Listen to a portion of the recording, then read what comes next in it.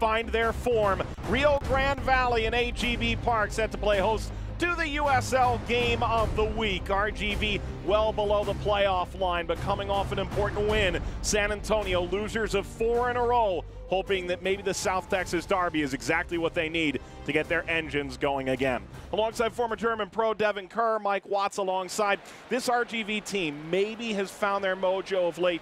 They beat Orange County on the road. Nobody saw it coming, and maybe now they're able to get their season on track. Their head coach, Jerson Echeverry, certainly hopes so. He hopes this is not the one season that got away, because they have been relevant in a boatload of matches. Not having back-to-back victories has been the dagger for them. They've had 2 streaks this season, 6 games unbeaten, but 7 games where they've been tied or leading with 15 minutes to play and have not been able to close out. They've left 17 points on the table. If they are able to close out those games, we're not talking about them making it into the playoff race. We're talking about them being relevant for home field advantage. So RGV has been on the verge of relevance. For San Antonio, this was a team above the playoff line not too long ago, but Dr. Jekyll, Mr. Hyde, 4 straight wins, and now the doldrums of 4 straight defeats. Outside of the 4-0 drubbing at Phoenix Rising Soccer Complex, they've been up and down in their performances. They've shown well, but it's been sporadic. Only 30, 45-minute spurts, most recently at Swope Park Rangers. They fall flat in the opening 45, turn over a new leaf. They're able to grab 1 back, but it has not been good enough. Got to be more consistent. Devin, let's look at major players in the midfield for both these two teams. Let's start with Jesus Enriquez for RGV. Chuy Enriquez, they primarily used him in the 7 or 11 on the wings to get him go forward and knock some great service down into delivery, but no one was really getting on to the end of it. Let's make a change. They move him into the number 10 spot. He has been extremely dynamic. Now, they still allow him the freedom to rotate around the field, but they brought in the likes of Carlos Small and youngster William Cabrera. The ability to combine with Andy Cabrera, Pablo Aguilar has given him the freedom to explode going forward on a more regular basis. His counterpart, Mikey Lopez, tends to sit in the 10 role as well. Going to be a different role this evening, sitting closer to the 6 spot alongside Charlie Ward, but Mikey Lopez, an extremely versatile player who has a boatload of experience at the MLS level, and you see it. He puts in phenomenal shifts for Darren Powell and his squad, but he's going to need some help as well from a supporting role. Again, we've seen some good spurts from San Antonio FC, but the complete package lacking. Mikey Lopez, a Texas native, so you know it means just a little bit more to him tonight. South Texas Derby from Edinburgh, Texas. 29 goals allowed for RGV. Defense hasn't been the problem, but their time is running out to find home form. For San Antonio, 4 straight losses. Does their turnaround begin on a Derby night this evening? It's RGV and San Antonio next.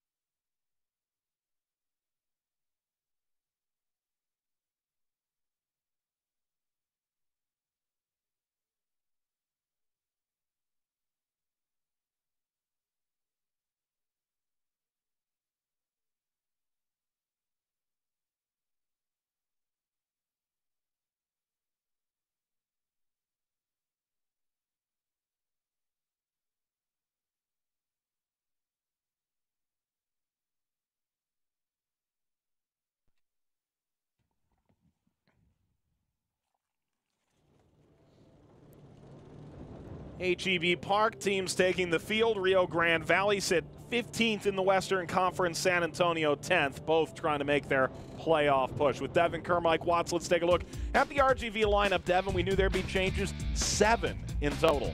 A Manny Padilla siding it right back, interestingly enough. The former standout from USF has been doing battle alongside Sheldon Sullivan as well as Kai Green, but the back line has not been the issue. It's been going forward, being able to acquire goals. Keep an eye on 58, Carlos Small, Andy Cabrera, as well as Pablo Aguilar, combining with Chuy Enriquez in the middle. San Antonio FC going to line up extremely similarly. We already spoke about Mikey Lopez alongside former RGV standout and Houston Dynamo Charlie Ward, midseason acquisition. Got Cochran on the left side, Darnell King on the right. Those two very integral pieces to try and combine and liaise between the midfield to get this squad to go forward. Players ready to go at HEB Park. Temperatures in the mid-90s in South Texas.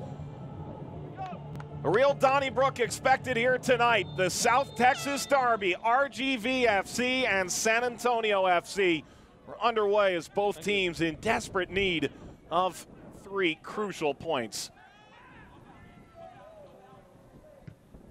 That's a positive sighting. Steve McCarthy moving over. He's been in and out of the lineup all year long.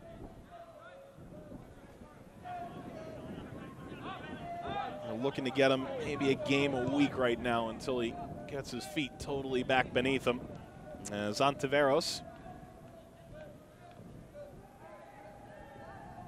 Cyprian Hedrick comes back to take over.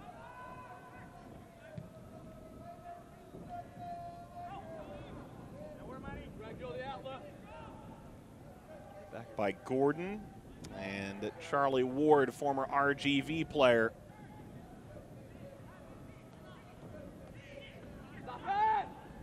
Comes free to Todd Warden. Devin, you look at this RGV team, and it's not a problem keeping goals out, as this picked up by the brilliant main of Matt Cardoni. Steps in between the pipes with Diego Restrepo out with a lower body injury. RGV just not able to figure out the goal-scoring end of it. Last year it was all about the silly goals they gave up. Right now it's late goals conceded, not enough offense. Offensive side has been the biggest struggle. 24 goals for this squad, which is tied for 29th in the league, and you're sitting in that bottom half of the table. You better make sure you're stout defensively, which they are, but unfortunately they are way below the cut line to have the argument to continue to push yourself into the playoff race. And they still have a small window of opportunity, but that is closing rapidly. It's all about the struggles on the offensive side of the ball. They're going to help solidify their opportunity to possibly sneak in just at the last moment into this playoff race in the Western Conference. Yeah, credit to Jerson Echeverry, their first-year head coach, their third head coach the last 3 years, saying, well, we'll just try and win one and take it a game at a time. Aguilar playing to Padilla. Aguilar just ricochets out off of Presley.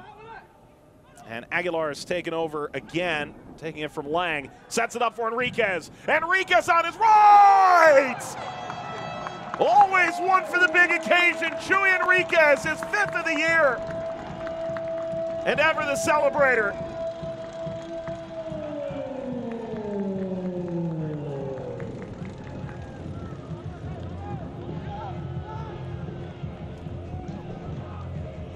Star player to watch, why not? Chuy Enriquez coming up early.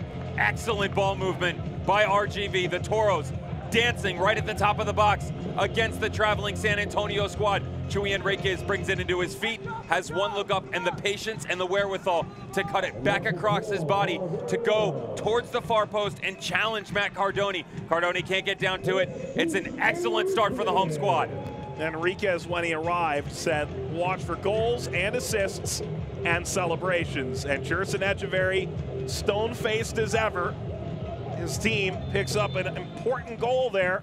This is the lowest scoring offense in the West. That's just their 25th goal of the year.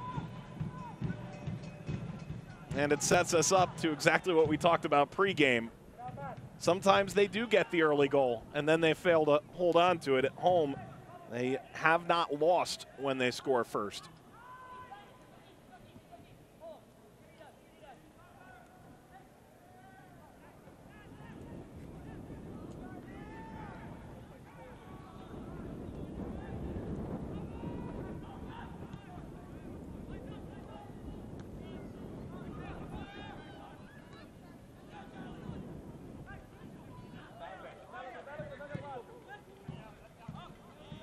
San Antonio aiming up the near touchline. This out of the reach of Ever Guzman.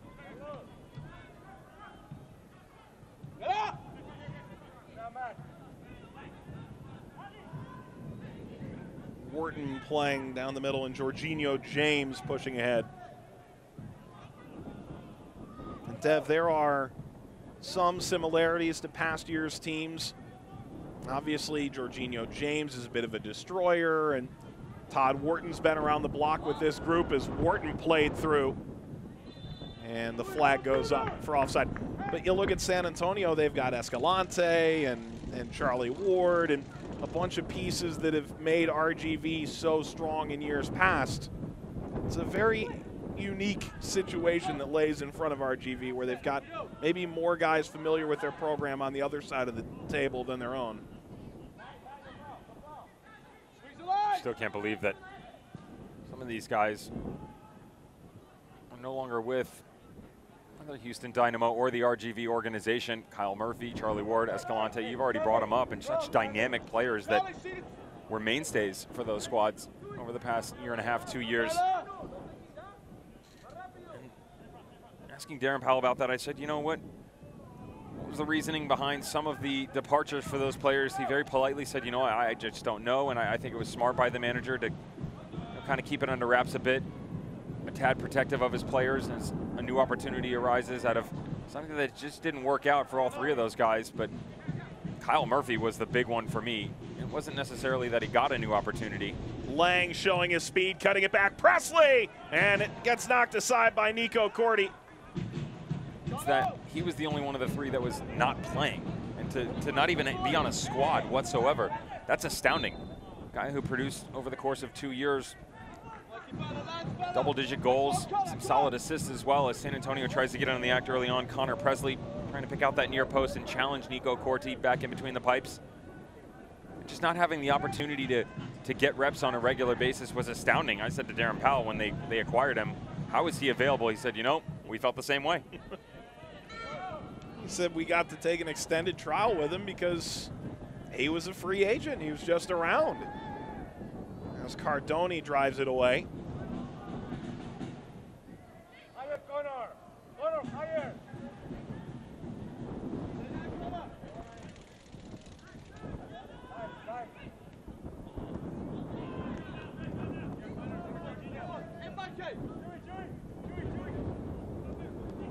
Throw coming from Manny Padilla, 4th round pick of the Dynamo organization, as Enriquez gets knocked down by Mikey Lopez.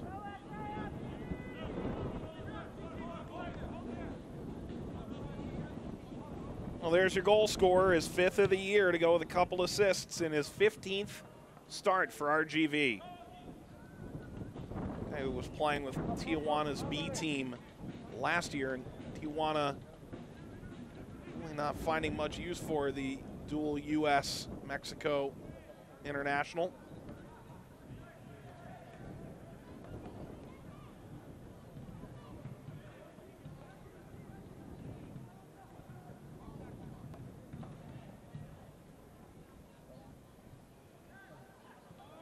Gordon, Guzman, there's Presley into the attack.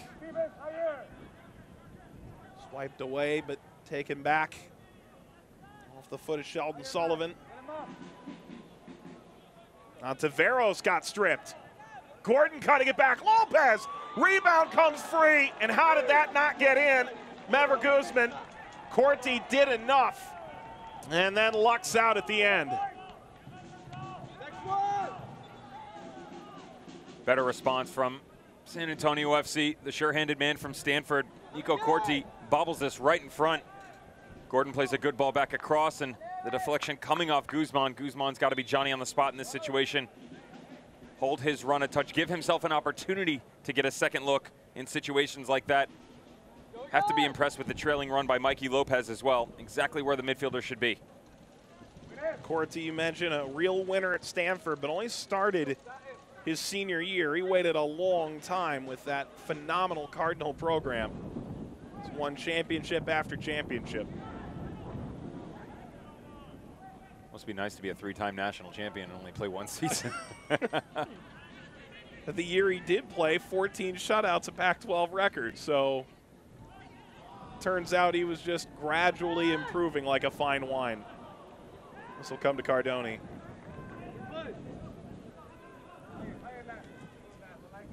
Select is the official soccer ball of the USL. This ball intercepted and reversed. We'll continue. For the latest Select products and special offers, visit selectsportamerica.com.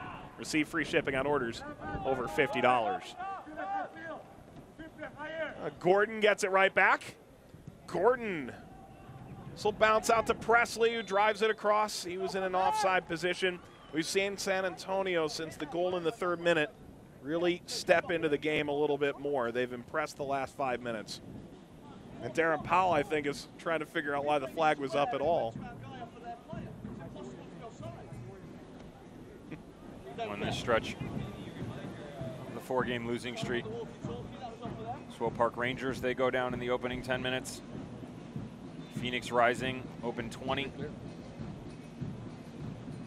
T2 was a much better contest as they fought all game long and were able to get something early. Langsdorff got something just before halftime, but then S2, which started this losing streak, Wingo got one in the opening 5 minutes, so they've been giving goals up early and then have had to make their way back. It's definitely not a recipe for success. It's something that you want to track back upon. But it has been better energy level from the visiting squad. Good responses. Got to close out those opportunities on the offensive side of the ball, though. Good slide in by Presley. The 20-year-old came out of the FC Dallas Academy. Upfield by Cochran. Lance Lang lets it through. The FC Cincinnati loanee. You and I were talking about a pregame, Devin. Lance Lang isn't a guy that single-handedly changes the dynamic of a team, but he can make San Antonio better. San Antonio FC fans are going to have to remember that as well, because he's not this blazing goal scorer who's going to technically destroy teams on the offensive side of the ball, but he can help stretch the defense, and he combines very well. Alan Koch and that FC Cincinnati program have all those guys bought into a system, kind of a plug and play where you can bring them in and next man up type deal. That's what Lance Lang is going to bring. More than happy to step in. Loads of experience for the Jamaican. Well, and a guy with 8 goals at North Carolina last year, and you look at Cincinnati in the Eastern Conference, and they keep adding pieces to the point where guys like Daniel Haber and Lance Lang don't have minutes anymore, and Haber allowed to leave, and Lang moving on to San Antonio. They're certainly gearing up for something, be it the playoff run or for next year. Frustrating for a player, but also credit to the FC Cincinnati organization for being, we'll say, cordial enough to let them venture out and get another opportunity. Plenty of teams or organizations would not let you do that. They'll hold on to you and try and keep value in some way, shape, or form. Wait till the offseason. That wasn't the case. They're going to give these guys an opportunity to go prove themselves elsewhere and possibly earn a contract. Throw for RGV on the way. 10 minutes since they took their lead. Chuy Enriquez for an RGV team that's just trying to put things together. They're looking for their 5th win of the year. If you remember 2 years ago under Wilmer Cabrera, 2nd in the Western Conference as an expansion team, an incredible run. And last year, 11 points outside the postseason. Junior Gonzalez is their coach. And now turning to a familiar face to Wilmer Cabrera, Jerson Echeverry. Presley. That deflected towards Corti.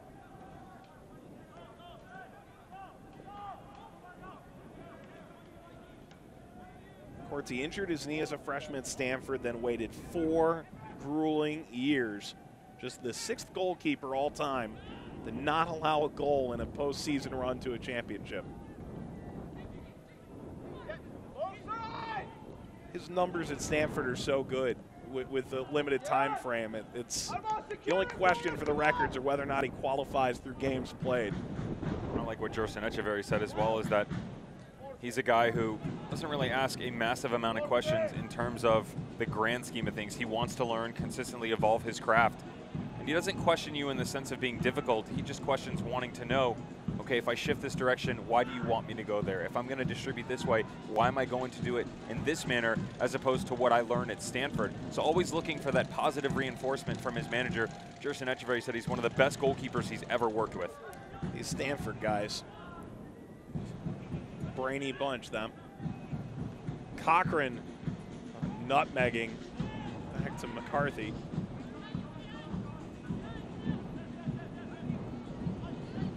Lopez knocked off the ball. Will be a free kick after the foul by Jorginho James. So San Antonio starts it up again, their last of 3 games in 8 days.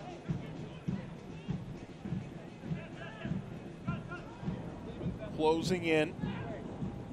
Play Monday against Salt Lake City on the road. Their gorgeous new stadium, opened this year in Harriman, Utah. Against the Real Monarchs.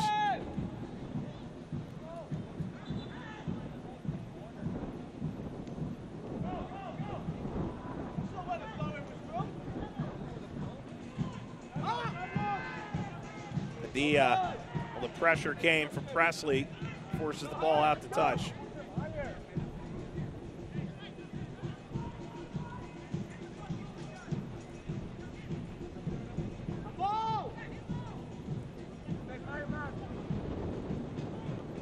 Enriquez trying to work by Mikey Lopez, intercepted by Cochran. Back heel from Lang doesn't come off.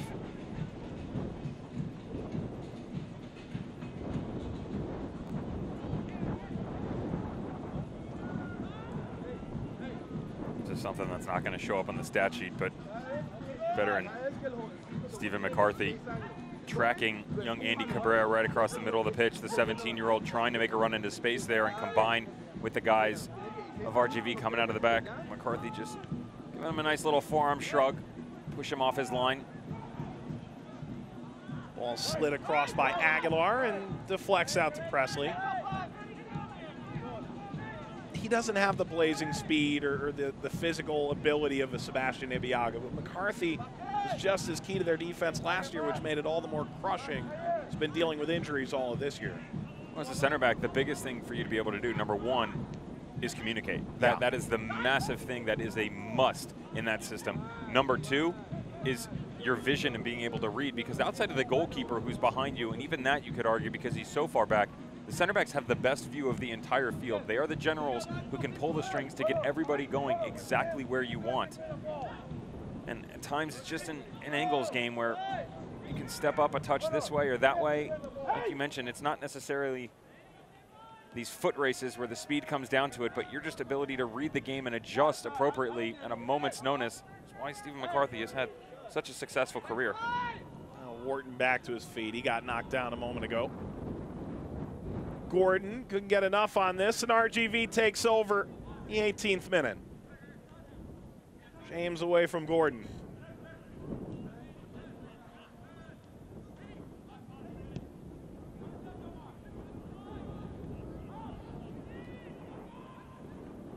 Monteveros, Sullivan, one of the more improved players on this RGV side over the course of the year.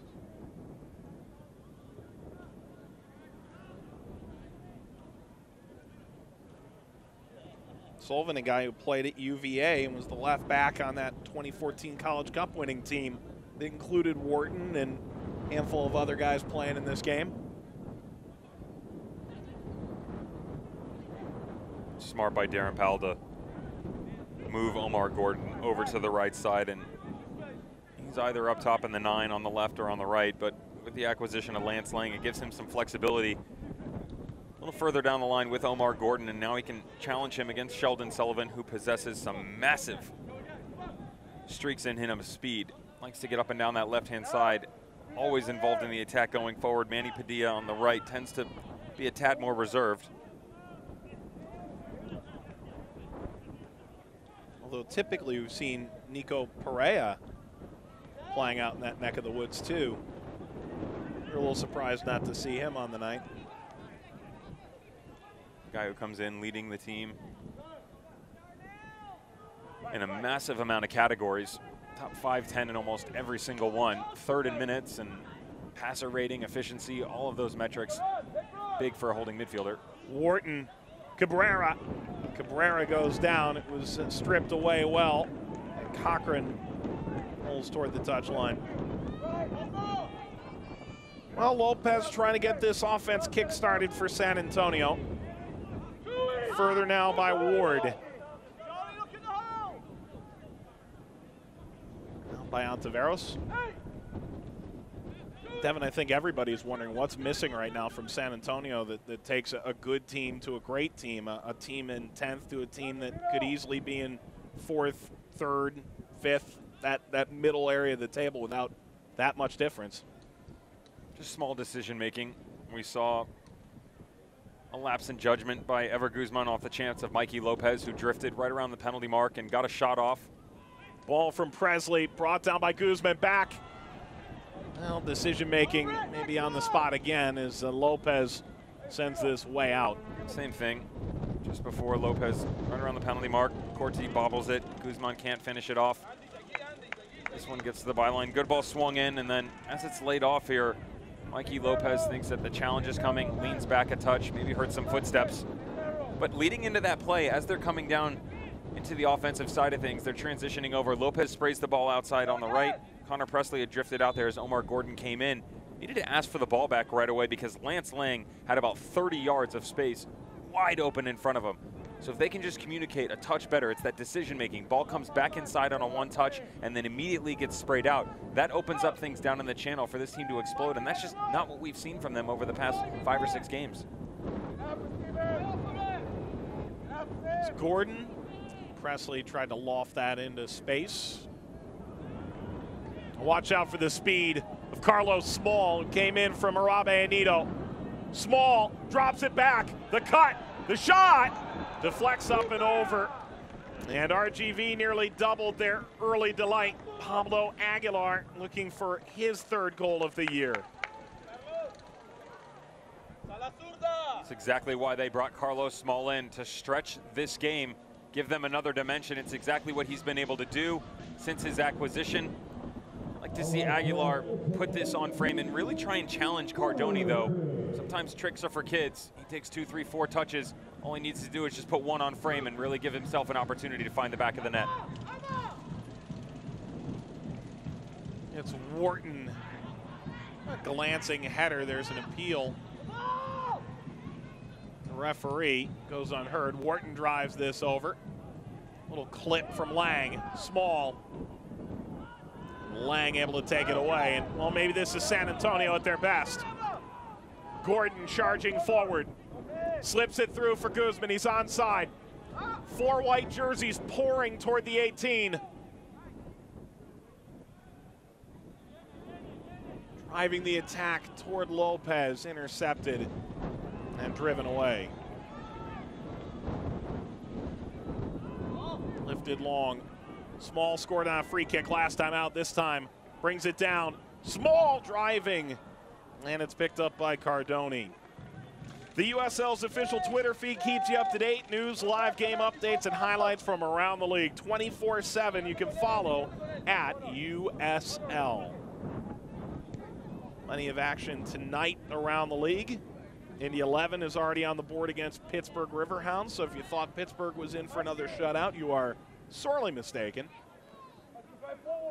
Colorado Springs and Real Monarchs. Boy, does Steve Tritchew's side really need a victory there, the Switchbacks. Seattle and St. Louis out west as St. Louis FC continues their rise. Gordon and knocked aside. And then Swope and Tulsa playing tonight. Devin, yeah, you were making an interesting point about where Swope Park is within this whole grand scheme for San Antonio. They're actually getting ready to kick right now, and you know, as rough as it's been and inconsistent for Darren Powell and his boys, they get a win tonight. Swope Park goes down. They occupy the last spot in the playoff race. So as frustrating as it's been, you know, they had their meteoric rise, which got them to, I believe it was 5th in the Western Conference. Then they were hovering 8, 7, 6, so on and so forth, and that's why they've been dropping over the past few games in that 4-game unbeaten streak just before that. But one win gets them right back on track, and stay close to all these guys as everybody's got between 8 and 10 games left. And that's the other thing, they've got games in hand as well. Everybody just above them, 1 or 2. All of those can come down the stretch. Now you still got to go out and get the job done, but everybody above them right now, OKC Energy, Swope Park Rangers, T2, all these guys, they've got 1 or 2 games in hand on them. Lopez sizing this up, through for Presley. And this will reach the byline.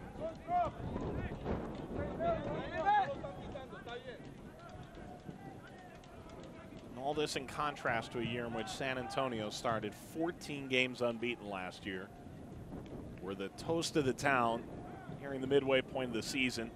Then they watched Real Monarchs go on one of the most dominant runs in the history of the United Soccer League. Finished second. And then, well, that was a hectic first round of the playoffs last year.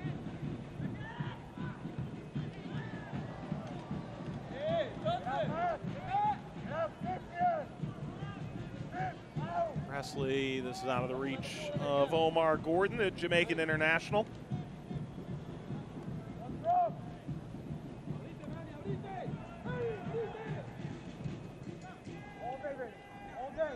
And that's the thing. I think most people look at San Antonio and say, boy, if they finish 7th or 8th, if I'm Real Monarchs, I'm not interested in that matchup. You and I have joked quite a few times. The last thing you want to do is finish first in the West because no one's been able to get out over the past few years.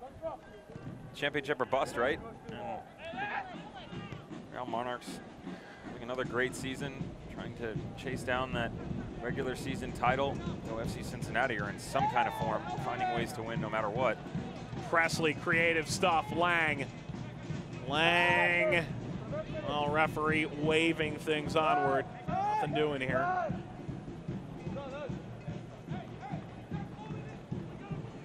Rubiel Vasquez is the referee. Lang getting swept aside. He's got a nice challenge there into Manny Padilla, and then Todd Wharton tracks back. Does he get him? That's not enough. Very weak by Lance Lane to go to ground that early. Unless it gets called. Then you found your response. Then I'm getting thrown out. Yeah. This will pop off of Cabrera.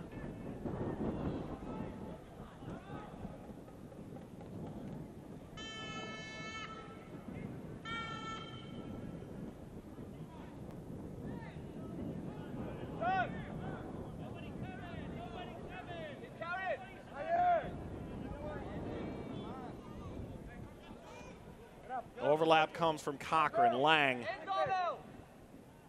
cutting that across the grain. King comes up to keep it. It's a big, expansive field at HEB Park. Cochran trying to take advantage of that. Slide from Wharton. Drew nothing. Lang, quick touch. And this will deflect out for a corner. So San Antonio, a set piece in the 28th minute, their first of the match, and maybe they can figure everything out.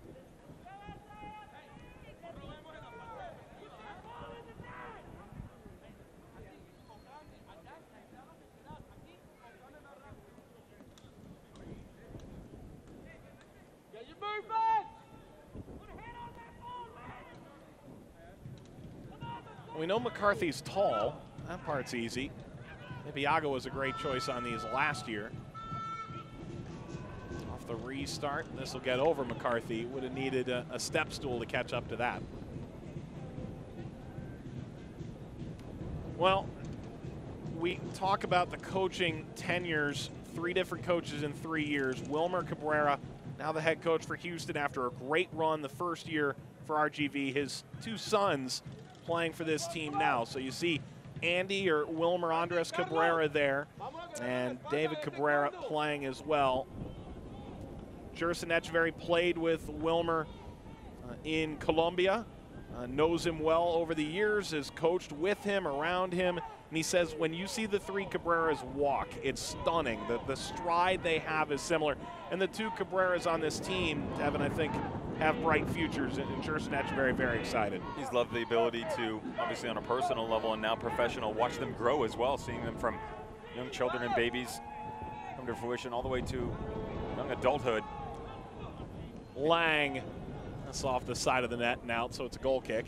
Although he's younger, Andy Cabrera has gotten more opportunities than David has, and that's just due to the fact that RGV has been struggling on the offensive side of the ball. It's been well documented. We've already referenced it a few times this evening in the broadcast, and so the youngster's gotten some nods. Started right around mid-season.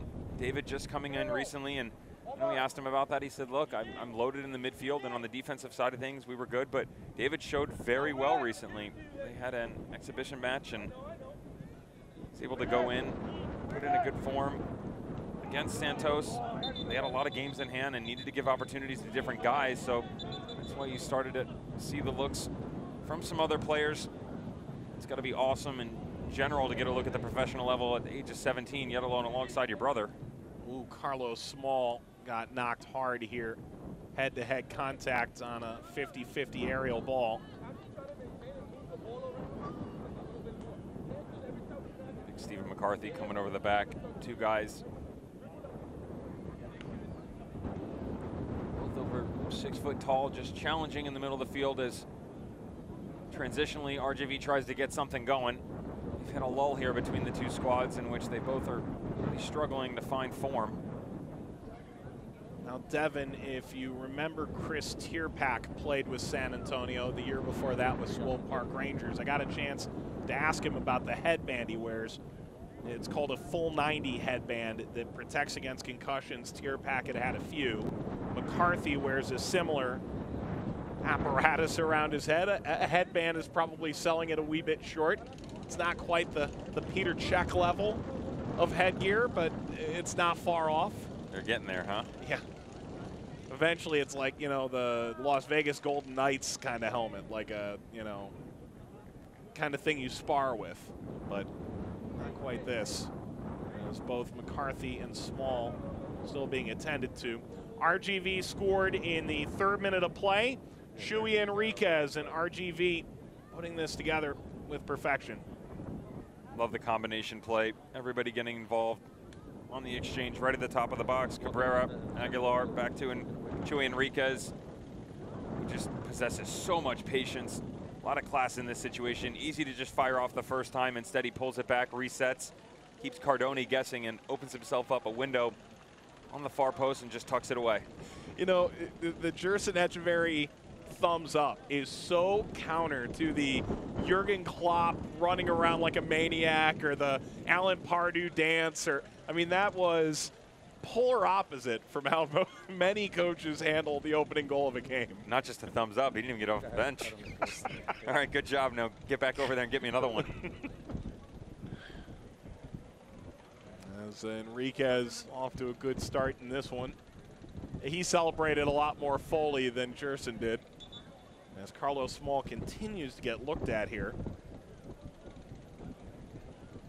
You can see there was some blood on his hand when he reached his head after he'd gone to ground. So ball put back in play, and it's with San Antonio. And Ward is dropped in as the 4th defender for the time being, while Andy Cabrera has moved up top for RGV in Small's absence, which will be short-lived. Out of the reach of Lance Lang.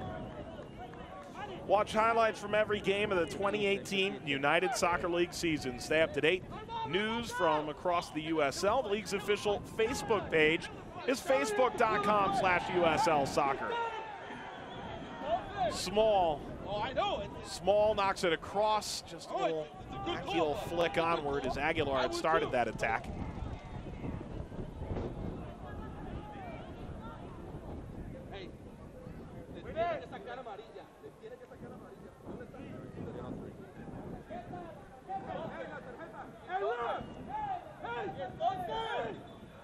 Well, for San Antonio, they have to make a change, which is really not what they were looking to do here.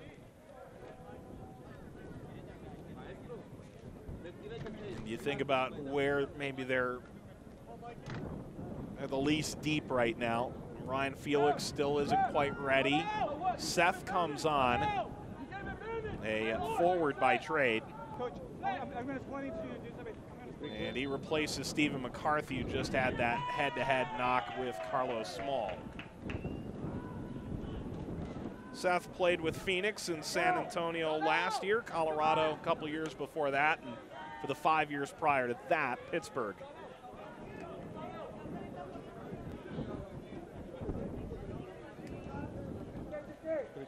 It looks like Ward is the center back now, isn't he? Saw him rotate back in, but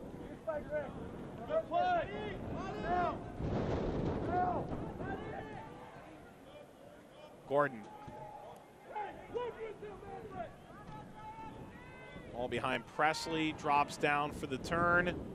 A left-footed rip. Misses entirely. it actually looks like they've rotated Hedrick over to the left center back position and put Darnell King next to him. Put Mike Seth at the right back position. Seth has been used at both right back and left back for San Antonio FC this year. He shot to Darnell King on the inside and just really isolate him defensively. But as you mentioned, they don't have a lot of other options. No, it's 10. That's exactly what they're doing. Well, and they aimed right down that area. It's out of the reach of Cabrera. You do think maybe the first guy in would be Ryan Rochandle. That doesn't end up being the case. They've also got Sonny Guadarrama, who primarily plays in central midfield. Jose Escalante, a winger. Maxi Rodriguez, who can play central midfield.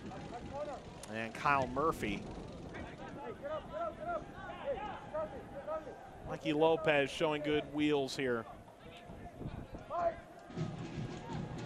Presley. Aguilar went in, took it back for Rio Grande Valley. Stretching for Cardoni, who uses his head.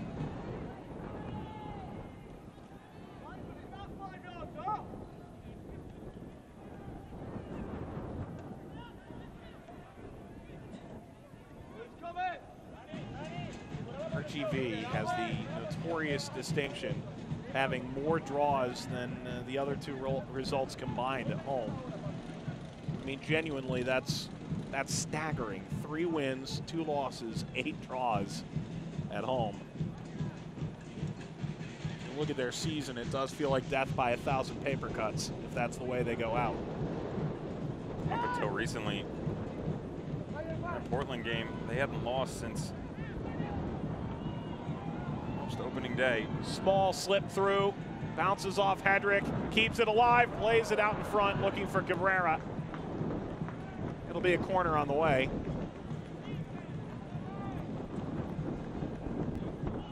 More speed coming from the Panamanian, and good stuff one-on-one. Nice little shoulder charge to Hedrick. Good ball back across.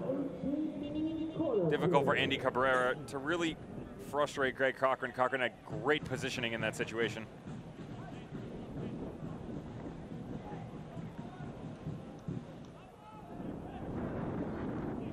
Ball knocked across and cleared away from Connor Donovan.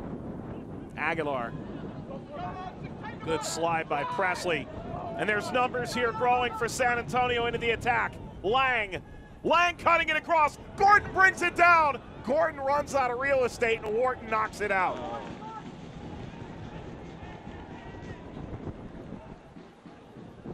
The loney Lance Lang doing exactly what you brought him in for. Recognizes all the real estate out in front of him and then lofts a great ball in from Gordon, but his first touch fails him. It's got to be better than that. Put something on frame or at least give your chance. It's right out in front of you. Terrible first touch by Omar Gordon. Lang looking for Presley, who got decked on the way. And this scooped beyond Seth. Takes over again and knocks it wide. Better now from San Antonio.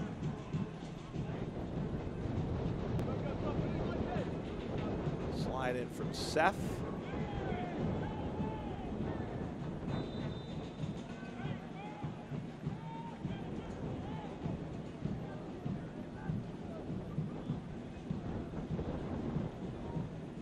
is a fairly lethal counter from San Antonio. Impressive, especially considering they haven't really showed anything. They haven't been explosive at all in this first half. Going back to what Darren Powell referenced to us, that they possess a boatload of talent and capability, but have not been able to use it. We saw it against Swope Park Rangers. Second half, totally different story. Loads of opportunities, couldn't close, but they were there. Cabrera. Aguilar. Bypasses Enriquez. That did sound like night and day a little bit, first and second half against Swope Park.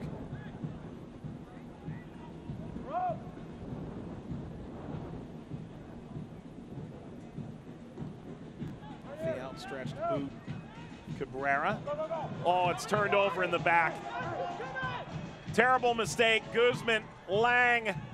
Runner coming. Lang. Lang still. And it's recovered and cleared away. Manny Padilla almost had a howler in the back.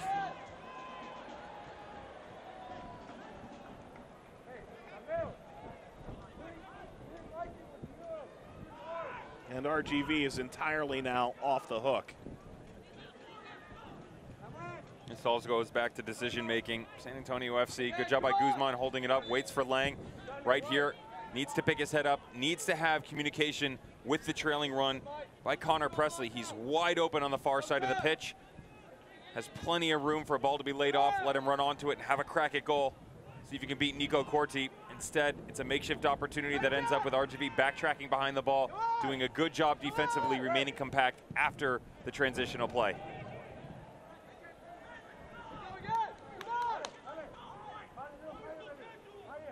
"41 minutes in the books. RGV scored back in the third. San Antonio still looking for an answer. Cochran, Ward. King serving up that far touchline. For Presley, and Corti lets it run out.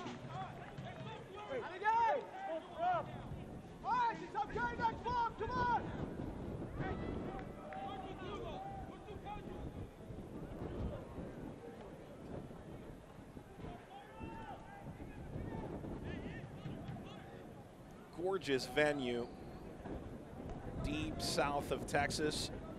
This South Texas Derby really has two of the better venues in the USL comprising it. HEB Park and Toyota Field, both big soccer specific, great sight lines, nice pitch. And if you're players, there's a lot of reasons you look forward to this. And both coaches made note that the fan bases get into it a bit as well. Jerson Echeverry was trying to give his fans some ammunition. He's definitely lining things up. HEB Park, such a difficult place to come and play at. We're taking a look at the weather around coming in, and it's 82, feels like 92, 90% humidity. It's definitely a difficult environment to play in. San Antonio used to weather of that sort, but still. Gets by Presley, and Gordon kept it in. And Gordon sending this along. Lopez arrives at the back post, drives it across, header down, Presley! Corti got a touch to that, palms it outside the sticks. Really impressed with Connor Presley and his ability to read the run of play in the opening 45 minutes. Haven't seen a boatload from the visiting squad, but again, usual suspects. Mikey Lopez serves it in. Guzman can't get the best of touches on it, but Presley contorts his body, able to get something on frame, going to near post. Good save by Corti.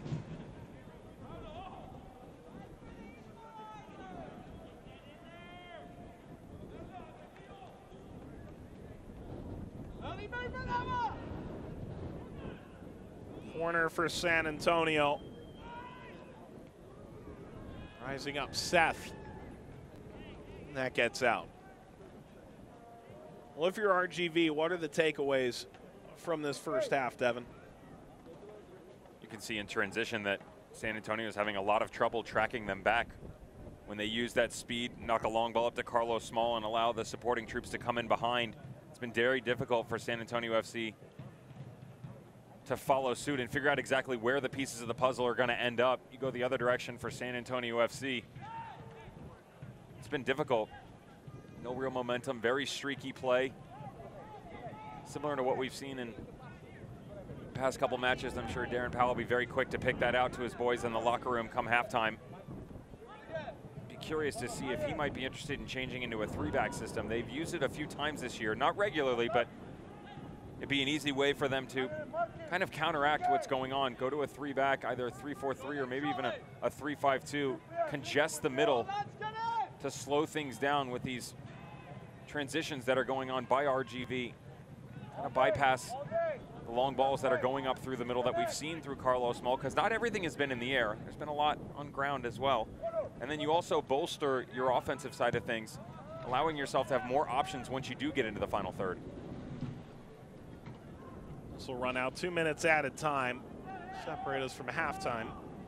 And it was against Phoenix last week in the USL Game of the Week that they toyed with that 3-4-3 a little bit.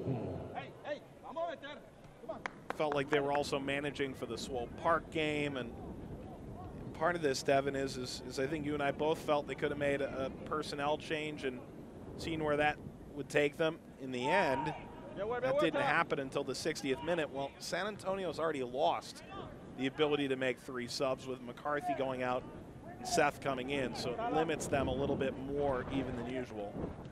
That's the other thing. We were both quite critical of Darren Powell and had a conversation with him, gave him the benefit of the doubt because we're not on the sideline. We don't know what's going on through his head, and we're not managing a team that's got 3 games in 7 days. Lang, ball bouncing back. Gordon. Corti takes it right in the gut and watches it skitter out for a corner.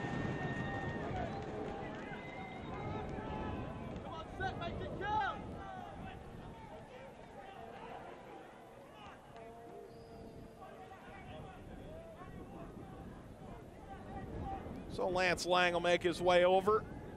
Played 6 games, started 4 for FC Cincinnati. Came on loan. Ball driven across, header steered down, saved off the line. And Corti able to collect. That's Padilla able to keep that out.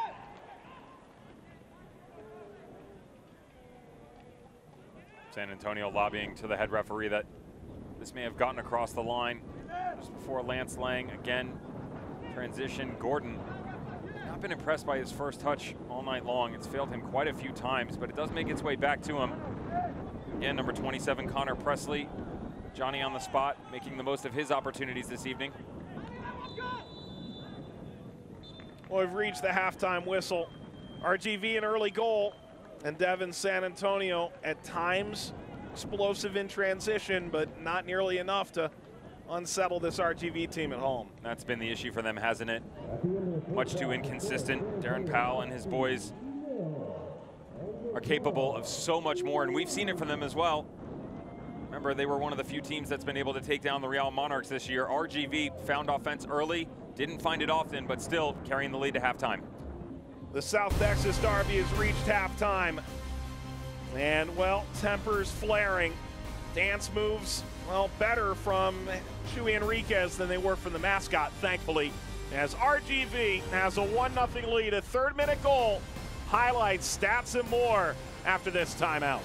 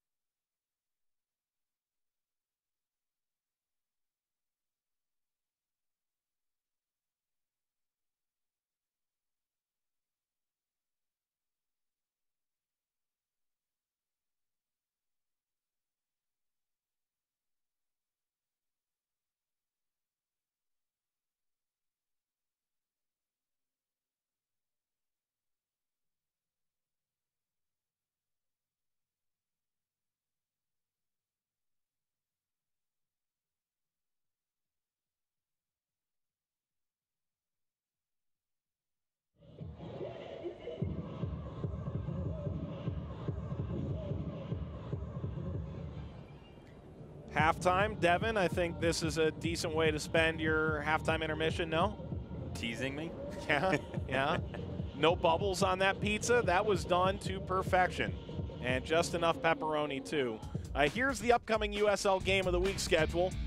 Images of food not necessarily included. Phoenix Rising and RGV on September 5th. If Phoenix is going to make a run for the #1 seed, that's a game they probably need to have. They were hit or miss for about 5 or 6 matches, very up and down between drubbings by Fresno and Real Monarchs, but they counteracted it, were able to get back on track. Had a couple injuries that have affected them, but Rick Schantz has them headed in the right direction. How about the Tampa Bay Rowdies?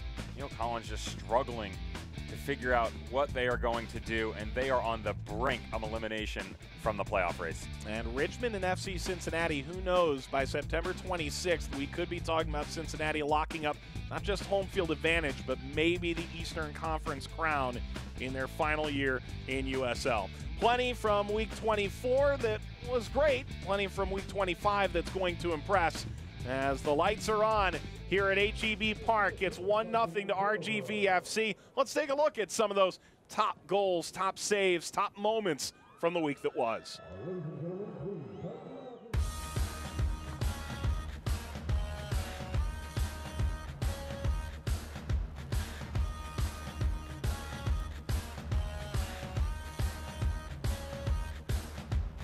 Powder will send the cross in, and what a goal by USL's leading goal scorer, Thomas Evelson.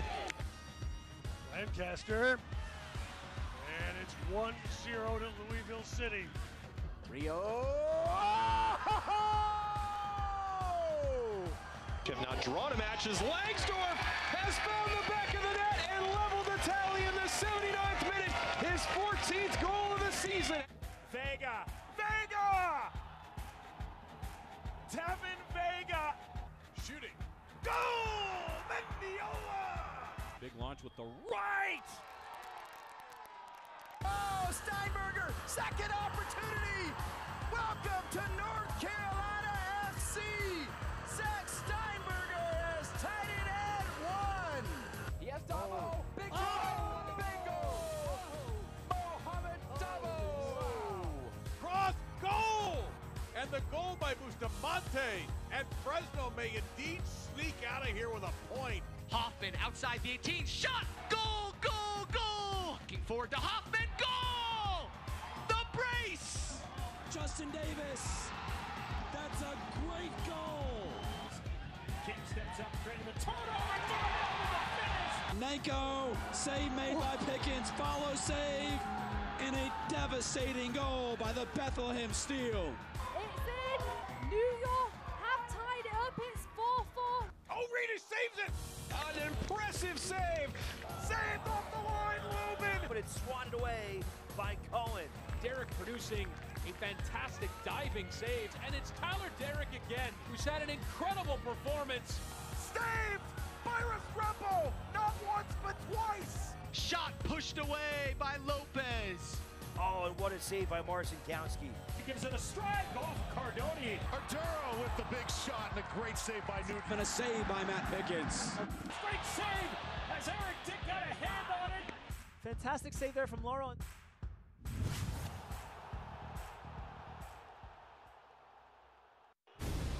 Jason Johnson! You've got to be kidding me! A shot! Oh! Jesus Enriquez does it again! And what a world-class goal that is from Didier Drogba! Oh! Kaczynski is diving stop! Must-see TV. Well, it will be RGV in the USL Game of the Week again. They'll have a different opposition, Phoenix Rising, next Wednesday night. Hope you're along for the ride. Glad you're with us here this evening with Devin Kerr, Mike Watts alongside. Let's take a look at some USL news and notes. 6 weeks earlier than last year, a month and a half earlier, 2 million through the turnstiles for the United Soccer League. Tom Barlow continues to impress on what was the highest scoring day of the USL season so far. And we've mentioned it before, we'll mention it again because it's big news. At least 10 teams will be in USL D3, and they've submitted their paperwork to the U.S. Soccer Federation to move forward in the sanctioning. We've been quick to point out somewhat of a demise by San Antonio Football Club over the past few games, but how about Charleston Battery trying to find out what they're going to do? They had a 4-0 drubbing by FC Cincinnati, and then New York Red Bull 2, Tom Barlow, hat-trick second half, beyond impressive. D3, paperwork getting going. John Harkes getting in on the act. Greenville Triumph, head coach, director, had to drop that. Love him. As exciting as that is, I love that Rochester is back and they're looking for a new stadium. Here's the USL Team of the Week. Barlow, of course, leads the way. And how about Cameron Lancaster single-handedly carrying Louisville through some major moments in their season and being near the top of the Golden Boot race? He's been able to do it while being injured on a regular basis as well. He had a separated shoulder. He was only out for 8 days. Comes back in, doesn't score in his debut from injury, but had an excellent goal from the set-piece opportunity against Richmond this weekend, in which they took them down 6-0. Let's take a look at the top 10 in the USL's Western Conference. RGV is beneath as San Antonio sits 10th. You mentioned it already. Swope Park is trailing right now to Tulsa, so San Antonio 3 points, and they're on level terms for the number 8 spot. Difficult to come into HEB Park and get a result, but if they can find a way to do it tonight, get a win, get back into the 8th spot, gain some momentum, get back on track. So that's a look at the USL's Western Conference standings. The security need to keep everybody off the field here as it's 1-0 to RGV over San Antonio at HEB Park. We've got an important second half coming up for both these teams. I'll show you first half highlights after this.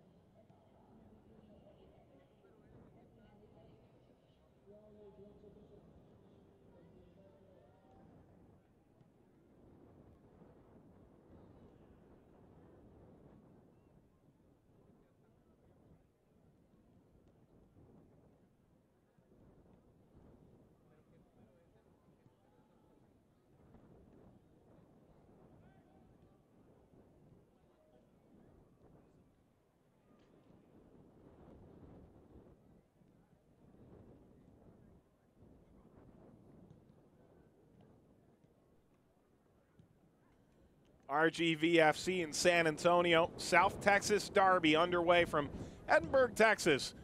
As we take a look at first half highlights, RGV, a 3rd-minute goal. Take a lead against San Antonio with Devin Kerr, Mike Watts, and this a really brilliant couple pass build-up all through Aguilar. Hard work by Pablo Aguilar, tracking back as San Antonio FC tried to get out from the deficit they had built themselves in their own defensive third. Good track back, good move over to Andy Cabrera. Cabrera back over to Enriquez, who just bides his time, loads of patience, picks out the far corner, gets them out in the 3rd minute. But again, it's all about the hard work by Pablo Aguilar in that situation. Tristan Echeverry very appreciative of the effort going the other direction. Mikey Lopez says, hey, you know what? I might be able to do some of that. Tracks back right around the penalty mark, just inside on the corner of the 6. Excellent opportunity. Gordon working hard this time. Defensively gets the turnover, brings it back to Lopez. Guzman can't finish it off. You see RGV moving the other way. Carlos Small in transition, trying to find Cabrera. A lot of what you saw from both squads really going one-dimensionally that linear play, trying to stretch the field and then waiting for the runners to come in behind. Nothing wrong with it, as long as you can execute. And unfortunately for RGV, they were only able to do it in the 3rd minute. And you can see not a lot of shots for RGV. Possession definitely on the side of San Antonio FC. But how about the shots? Not extremely efficient by them, as they've gotten 10, 4 on target, but nothing really challenging Nico Cordy except for 2 just before halftime. So San Antonio trailing despite a pretty decent statistical edge across the board against RGV away to HEB Park. Let's take a look at what the South Texas Derby has held in the past as we think about what's coming up in the second half, Devin. And we talked about it already. These fans, they don't really take kindly to each other. Not whatsoever, and there's definitely a boatload of bragging rights on the line here. And it's going to be difficult when you have to travel and take on the Stampede. They like to be up in Section 112, beat their drums. We've heard them so far, and they're going to continue to challenge this traveling fan base of San Antonio FC all night long. But anytime Derby game comes into play, you want to make sure that pride is at the forefront of your mind, because it really means something to wear that badge, especially when you're looking for that hometown bragging right. And of course, this South Texas Derby has a little extra heat because there are some players that are crossing over to the dark side of the force. And we talked about Kyle Murphy about halfway through the first half and how not only was he not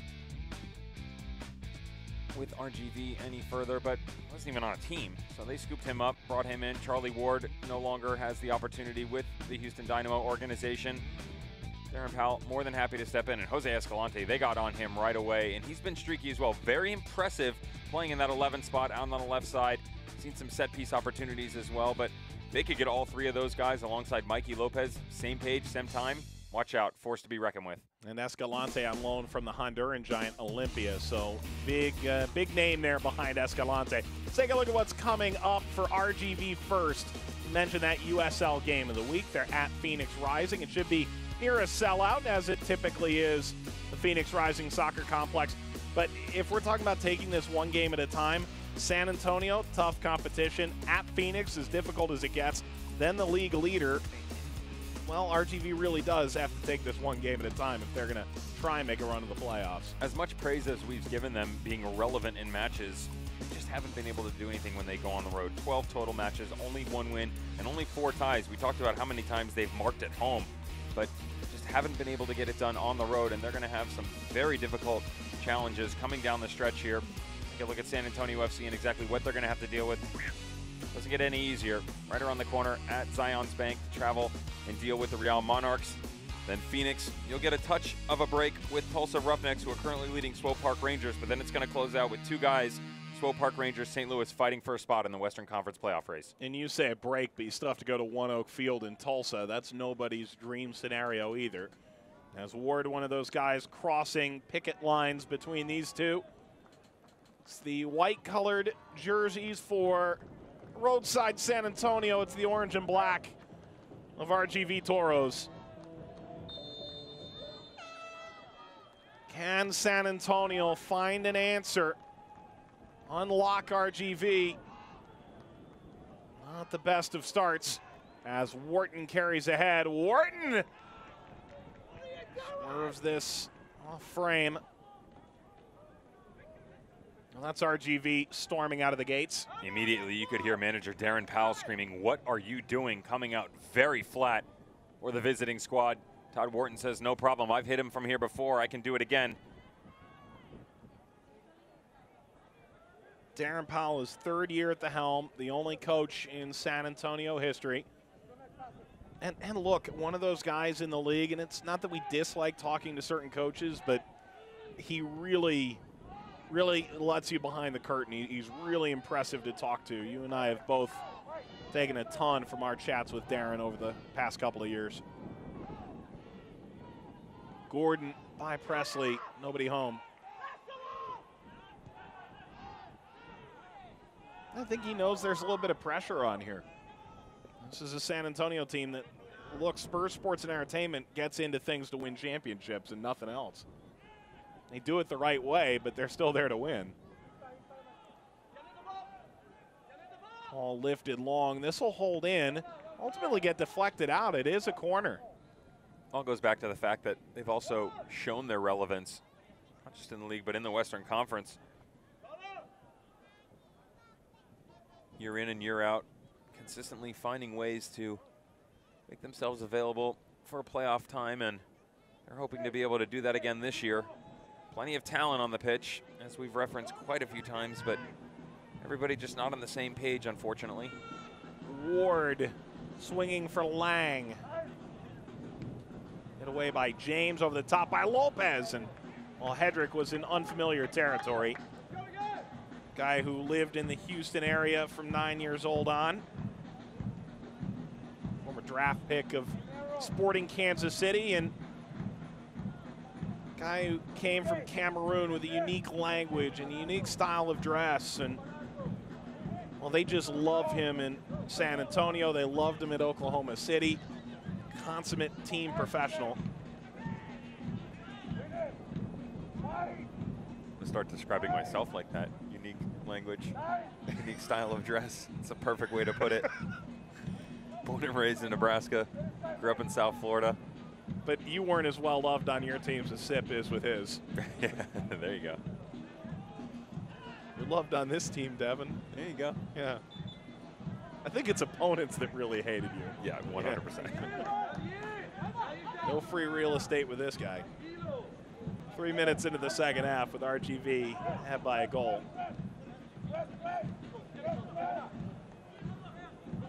You think about the center back position, really kind of unsettled for both of these teams in past years.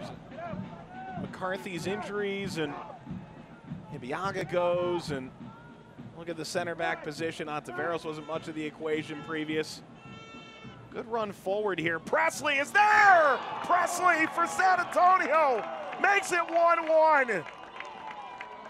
He's had chances all night, and his first goal of the year is a massive one to buoy San Antonio playoff hopes. The key word of the night has been consistency. Connor Presley has consistently made himself available to this attack going forward. Another great run by Lance Lang. He was in form towards the end of the first half. Continuing here at the start of the second, Presley trusts the process, makes his way to the penalty mark, puts his head down. It's excellent form to find the back of the net to knot things up 5 minutes into the second half. Well, important goal there to be sure. Good to see that. And now we'll see if San Antonio can make it 2 in a couple of minutes. Presley will go for it again. Easy work this time.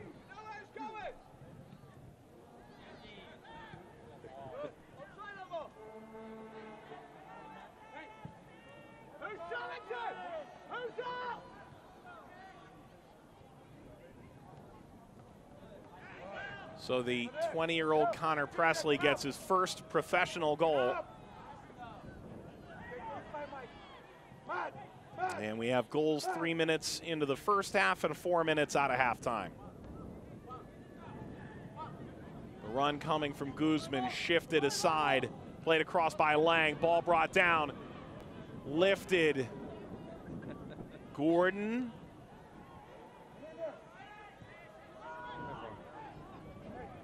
Well, they fell asleep at the wheel to start the half, but seems like they're wide awake now. Ball across for Guzman. Gordon. Contact. Referee says play on.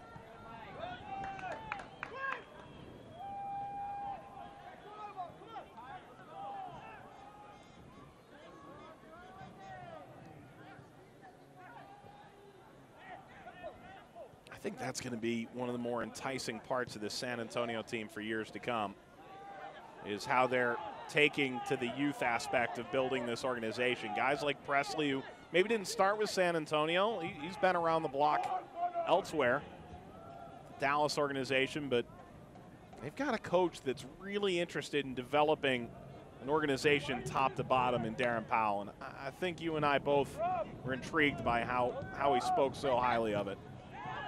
You and I were pretty disappointed, to say the least, that one of the guys that we've come to see, talking about the youth players we weren't able to see tonight, Ethan Bryant, youngster who slowly making his way into this starting 11, just 16 years of age, academy player. And they say that he's the epitome of what you could want in a midfielder. Great etiquette, IQ, very versatile. Remember, they've got youngster Alex Bruce, who plays alone up top. Now, he's come over from England, 19 years of age, but again, at 19, you are still developing and gaining experience to try and push your career furthermore and get to the next level. But a guy who went to Tompkins High School, he's been around in the U.S. He didn't necessarily come over solely to play. And of course, RGV has 0 active players tonight over the age of 25. So the youth movement is on both sides. This will bounce away from 30-year-old Mike Seth. Yeah, you and I saw Ethan Bryant wasn't in the 18, and we both exhaled. It was disappointing. It's good. Yeah. Watch him play, and you don't know it. He had the opportunity to train with them last year as well, so mid-season, and he was consistently training with them. Had some preseason runs, and then they just decided to pull the trigger a touch. Why not? Especially with all the injuries they've dealt with. I mean, you want to gain experience for these youngsters in general, but there's an old trick by Gordon. Not going to be employed as he gets called for the handball.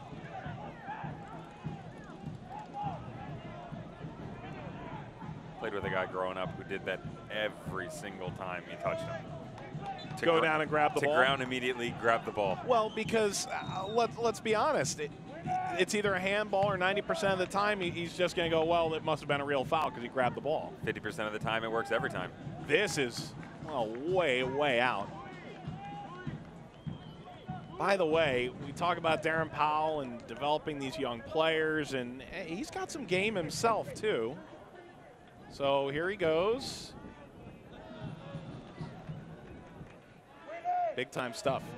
Darren not as stout in the upper body area as he used to be. You watch your words. Oh, I'm careful now. I know better. Ball slipped through for Cabrera. Cabrera able to steal this off King. Went all the way through the 18 by Wharton.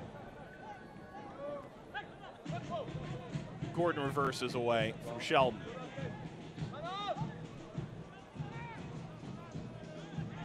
Darren's he's an avid runner. Darren's still with it. Aguilar took it away. Aguilar and Darnell King is there. Keep this away from the goal line. Jorginho James, Moonman. Cabrera. Hedrick will bypass his outside back Cochran.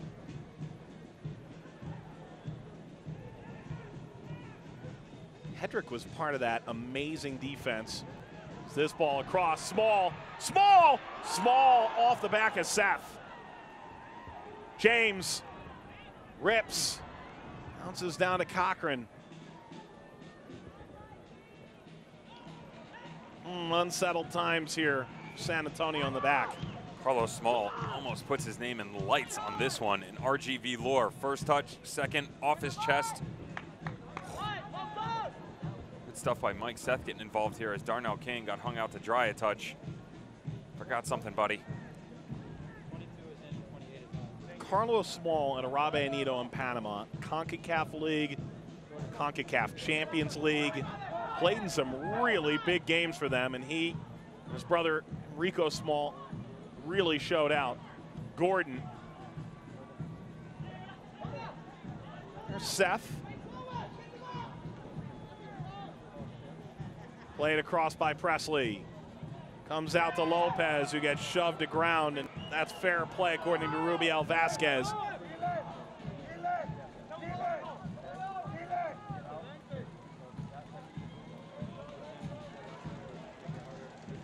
Small knocks it through. Flag is down. Cabrera was going for his first ever goal.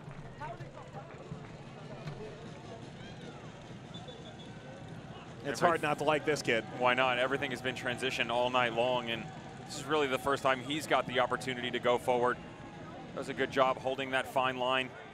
waiting for Cochran to commit. He never does, which gives him the opportunity to challenge Andy Cabrera as he finishes his shift for the evening. Jordan Jones going to step in now, former Oregon State standout, who's really come into his own over the past few games.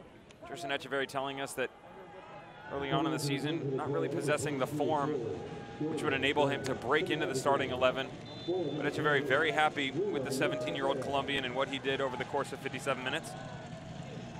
Well, and then to have Jordan Jones as the ace up your sleeve right now, that's a nice thing to have if you're Jerson Echeverry.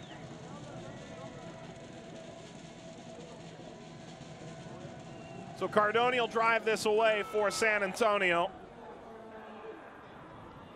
RGV has toyed around with a two-forward look. So often they played with one true number 9, but with Jordan and Small's entrance to the equation, they can go with a two-man game up front. Most recently, as last game, they played 2 guys up top, and they did a good job with it, counteracting each other. Small and Jordan Jones right next to each other. Though the distribution was a little bit more readily available than what we've seen this evening. Again, Nico Perea not available in the starting 11. Zaldivar, the Argentinian, not involved either. And you've really seen the struggle of the connection between the back line, moving fluidity through the middle of the park and getting up top. A lot of long balls sprayed in, and it's worked somewhat. Obviously able to get the early goal, but San Antonio FC has really recovered well in the second half. Jones knocks it aside. Aguilar further, and Wharton heavy touch. And Matias Zaldivar, we were told, maybe a tight hammy after a 30th minute goal against Orange County. Of course, Jerson Echeverry said, gosh, if games ended at 80 minutes, what would our record be? This ball sliced through. Corti drops back into goal. Guzman looking for Gordon. He'll have to run this down. Won't reach it. Got updates elsewhere, Devin? Bob Lilly and the Riverhounds going to Lucas Oil. Went down 1-0 early. Got out to a 2-1 lead and really thought they were going to close out and get 3 points and leapfrog Blue City, but Jack McInerney had other ideas, grabbing his brace in the 94th minute. Swope Park Rangers have knotted it up in extra time at halftime there. San Antonio FC fans aren't going to be happy about that one, but still that issue in doubt as they've got a second half in front of them. Real Monarchs dealing with Steve Tritchuk, 0-0 after 17 minutes.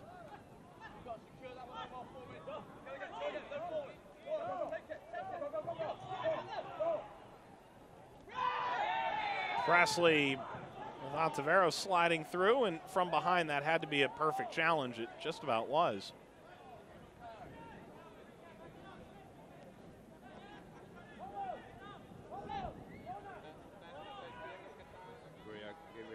Touch reckless from their center back. Got caught out of position, tracking back.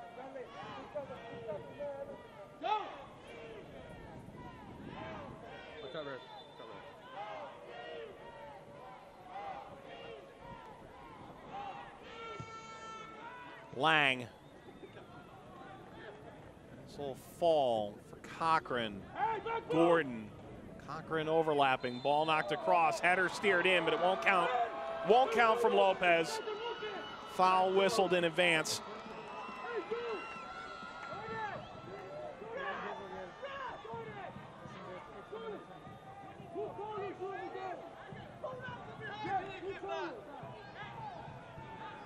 Darren Powell can't believe it. Almost immediately when this ball leaves Omar Gordon's foot, kind of had the sense that it was going to end up in the back of the net because of the way that RGV had shaped themselves. Everybody had drifted to the near post, allowing all the space to be exposed for San Antonio on the back post. Ball for Jones. He got pulled a little bit. Now San Antonio, the beneficiary, they're going to run the other way. Ball played down the left channel. Guzman. Lopez. Lang. Lance Lang!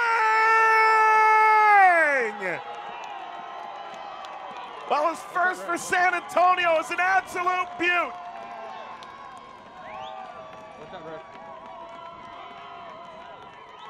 You don't imagine goals better than that. It's 2-1 San Antonio. Elation from the traveling manager, Darren Powell. The call was for Mikey Lopez inside, and he's patient, just like the goal from RGV in the first half. Could have released it himself. Waits for Lance Lang. Puts himself in a very advantageous situation. And he's just trying to challenge the box here, put something on frame and let somebody run onto it. That is not the best movement we've seen from Nico Cordy in the past. Not taking anything away from the finish from Lance Lang, as San Antonio FC will take anything they can get right now. But the Stanford man has to do better. 0 goals in Cincinnati this year, and Lance Lang has come out with a goal and an assist in his second appearance and first start for SAFC. And that gets Coach Echeverry up off his seat. And is it that mystical struggle that continues the second half of games for RGV? Ball slipped through and intercepted. Coming out to Gordon as Aguilar spun out. Devin, I'm sure somewhere along the line, not saying you were always on teams like this, but every team, every league, every year, someone has this kind of run of form where they just can't get over the hump late in games, or they concede in the first 10 minutes over and over again. There's sometimes that Achilles heel, and for RGV, how do you begin to get past that with such a young team? It's very difficult, but to be honest, sometimes it's just that one action, that one emotional play that can push you by everything. I was very fortunate in my entire career, even at the youth level, that I really didn't have to deal with it. The only time were 2 specific situations, but it wasn't over the course of an elongated time frame. And it was right at the end of my youth career, 18 years old, 3 games in a row, going into State Cup play, which at that point in time was still very relevant at the youth system. Carried over 75% possession in a game. Service caught by Cardoni. But could not close anything out. Got beat by PK in the 83rd minute. And that's kind of one of those times where you battle through and you can't find a way to get a victory. You kind of felt like RGV was gaining some of that momentum into this match as they got the early goal and carried some solid form in the first half, but SAFC did a good job at halftime regrouping. Darren Powell just figured out a way to break this down. That's what it's been here in the second half. You're Jerson Echeverry. You've got a young squad, and just continue to try and trust the process. You hate to preach it over and over again, but there is a look at a greater good here and moving forward. And with all due respect to teams like Tulsa, Toronto FC2, RGV have been extremely relevant on a regular basis in a lot of games, so it's not like they're getting destroyed by their opponents. Enriquez leading ball. Jones away. And earlier this year, Jerson Echeverry told us with some, there's some youthful exuberance, and that's great, but nothing beats experience. They've tried to back this team up when they've made mistakes. We're excited to see Nico Perea come on. He's been a real revelation. Replaces Jorginho James. Perea just wasn't very good at the start of the year. And Jorginho James missed some time, surprisingly, right before a trip against Portland Timbers. Perea gets thrust into the game, was so good in the game, you got to let him keep the shirt. Then you move a couple games down the line, and he's taken over as the starter. One of the most efficient ball handlers on the field. Jones run onto this. Jones looking for Small. Enriquez. He's scored some monster goals before. Popped up.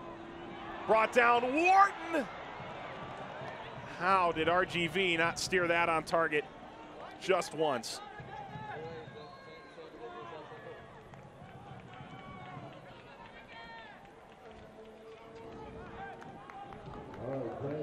Hello to fans watching near and far. USL Game of the Week on ESPN3. San Antonio overcoming a 3rd-minute deficit against RGV. 2 goals in the second half.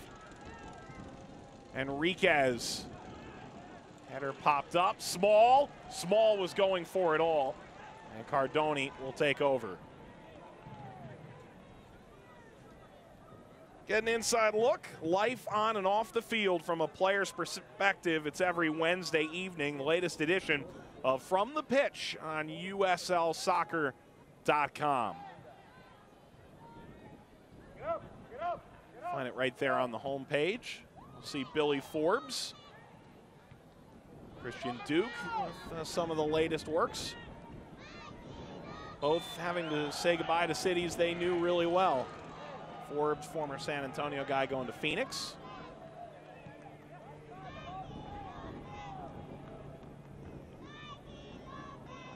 And Mikey Lopez's name being chanted here. We were told he's well appreciated in the RGV area, out of Dallas. Small. Wharton fouled in a similar area to where Carlos Small was able to pound home a free kick against Orange County last time out. Charlie Ward can't believe it. He's furious with the referee's decision as he tracks back across. Todd Wharton goes to ground rather easily, to be honest. But Ward is not happy with the level of output from his back line at this point in time. Really felt like he didn't have to step in there, that should have been taken care of. And now you go from starting the season where no one really has the ability to stand on the ball and put something on frame to the likes of Aguilar, Carlos Small, Chuy Enriquez. You even see center back Omar Taveros trying to get in on the act. Mike already referenced Carlos Small, had the one just recently. Now, where do you go here? He was able to sneak one in on the ground. It will be Aguilar, and this off the top of the wall. It was Hedrick and Lang comprising the left-hand side. Stage left, I suppose.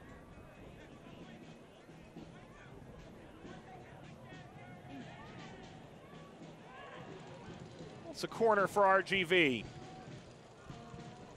Wharton King got ahead to that, and Gordon out to the halfway line.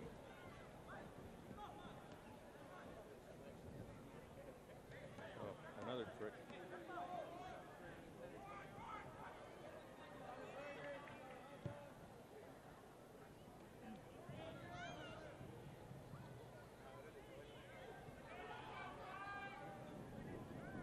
Correa playing in central midfield.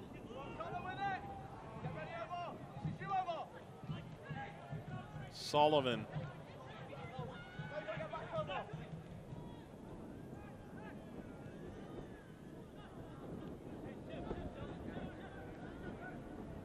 Small.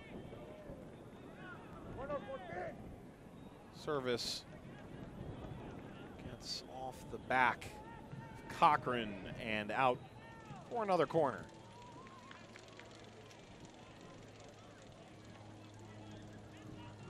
On the ball magnet that is Stephen McCarthy went off with an injury in the opening half. Does change things up a bit here for San Antonio. Corner on the way. Away from Small. Cochran.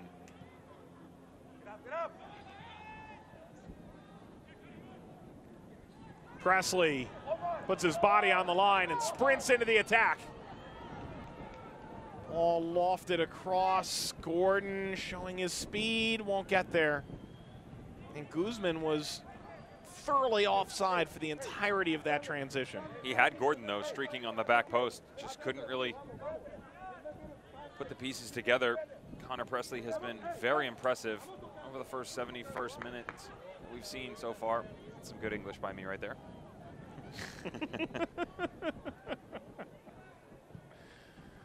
Got a little flustered. I was trying to figure out if they were going to bring in Guadarrama. I saw him warming up on the sideline.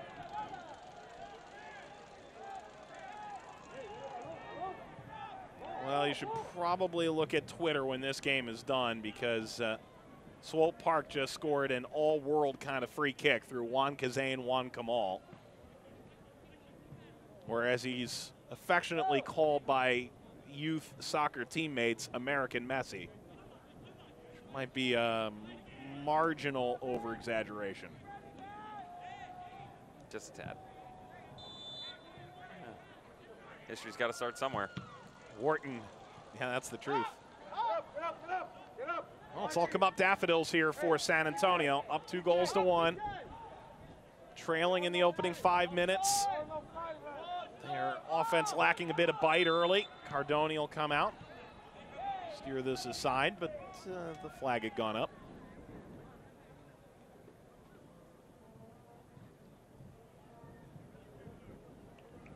You think about RGV last year, 5 wins and only 20 goals at home, and the start of the year there was talk about home field being key to making a playoff run, and well, it's all come true. Advantage played for Cochran.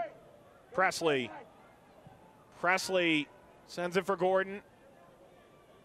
Boy, we've seen this movie before. Gordon just overplayed a little bit on this near side, even with his explosive speed.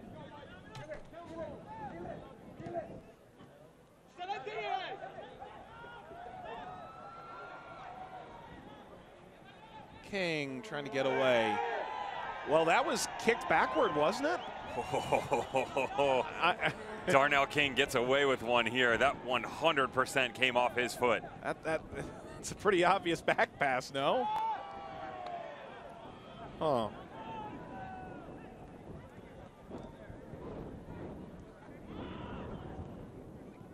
Not that that was the most advantageous place to get a free kick, but one I think RGV would have liked anyway.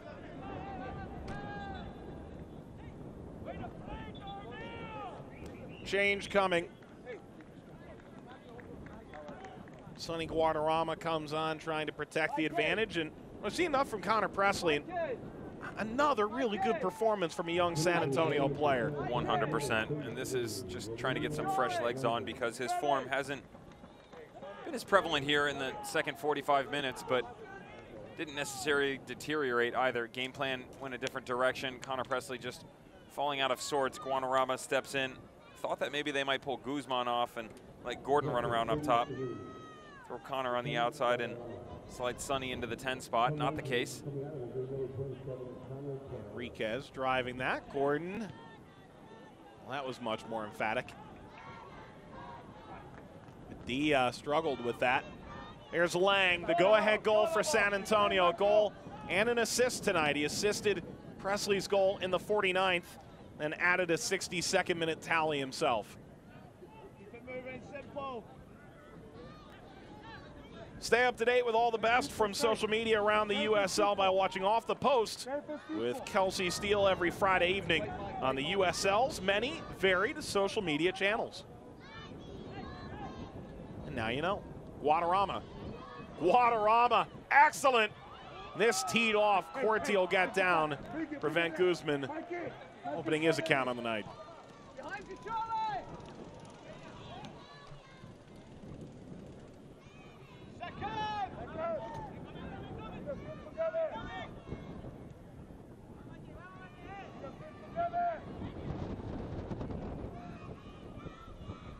Aguilar.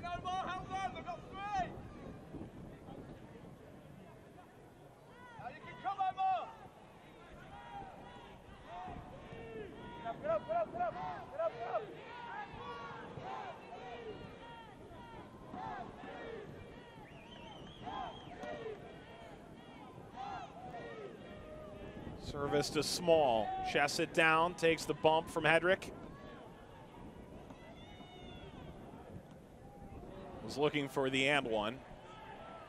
How about this a moment ago? The back pass that Cardone handled from King. You be the well, Devin can be the judge, but you can be the judge too. Darnell King tracking back to that center back position. That's. I mean, picture's worth 1,000 words. Video's worth a lot more than that. It's not his fault. It's the referee's fault. You can't be mad at Darnell King, but no, he gets 2 touches on it. Well, and Cardone equally. Just went right to pick it up right away. I mean, there was intent on that. He may not necessarily have played it right to him, but the 2 touches out in front, you can't just go pick it up either. Cardone looking like some random guy at a rock concert trying to get backstage. Just look cool. Just walk right in. See, I could also see him, patrolling the garden center, looking for some with a vest on, looking for some beach chairs to go hang out with his buddies. You know, he's got a fully refurbished or redone like '78 Bronco, backs cut off. This is a lot of personal detail. Ball shot toward frame and caught by Cardoni from Jesus Enriquez. I'd like to be very clear, I'm all about that situation. I know. I'd have a good time. I have no problem. This has grown into one of the great follicle achievements in this league. If he had had more reps this year, I would have definitely put him into my midseason awards where I awarded the best beard midseason, the best beard to Matt Pickens. Yeah, but it's not just the beard. I mean, that's off his shoulders. I mean, that's like you when you were playing. Oh, mine was a touch longer than that. Yeah. Don't tell Casey. I'm not allowed to do that anymore. And that's how the marriage fell through. There it is. This is Gordon.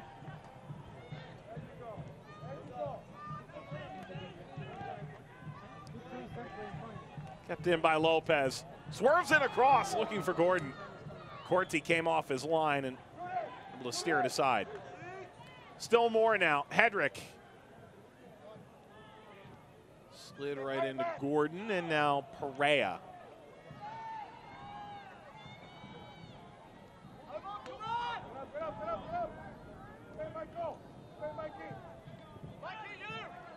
Aguilar. Enriquez. Enriquez looking for Aguilar. It was cut off en route. Watch out, guys. Watch out.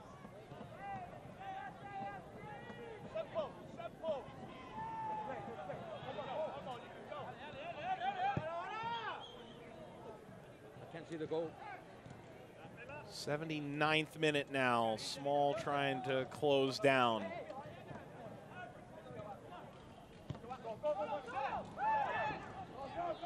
Through now, Gordon showing off his speed. Driving in, Corti comes off his line. And Gordon, really heavy touch, never gave himself a chance.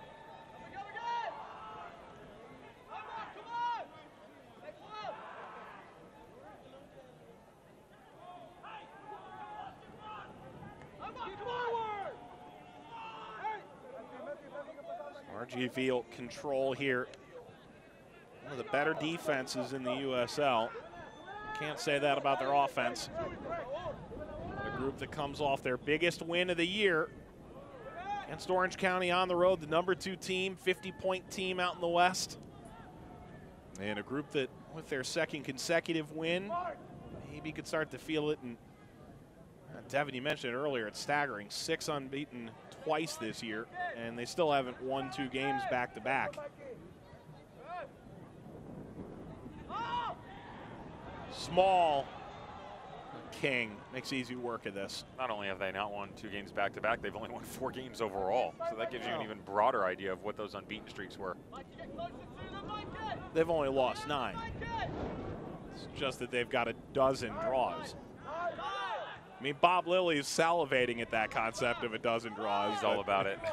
The difference is that he wouldn't have 9 in the L column. He'd be around 2. Ball knocked over the top. What a touch! Guzman!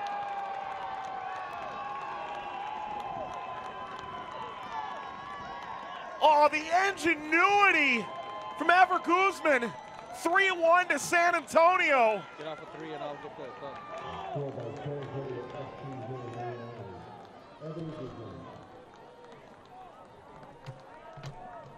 This should seal the deal for SAFC.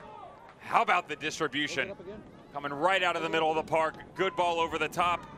Connor Donovan can't track with Ever Guzman, who has been teasing the back line of RGV all night long. Gets himself into a one-on-one situation. Is able to shield off the center back in the trailing run. And it's absolute magic from the Mexican coming down the stretch to give his squad this 2-goal cushion with just 10 minutes to play. It's his 6th of the year, a guy that scores in bunches. Hernandez has come on for Pablo Aguilar, former U of L player at Louisville, played in the PDL for Orlando and Portland's U23 sides. Boy, is there another one here for San Antonio. A long horizontal run, nothing doing there. Of course, Darren Powell came out of the Orlando system, coming to San Antonio. And a foul. And Lance Lang slow to his feet.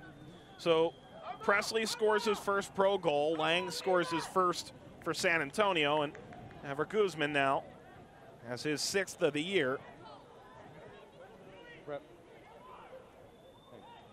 And that parlay probably paid out pretty well.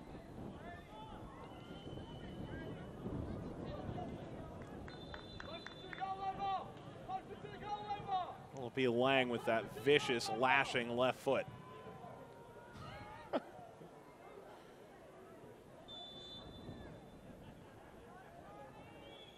Well, this is straight for goal. And will deflect out. Corner coming, San Antonio.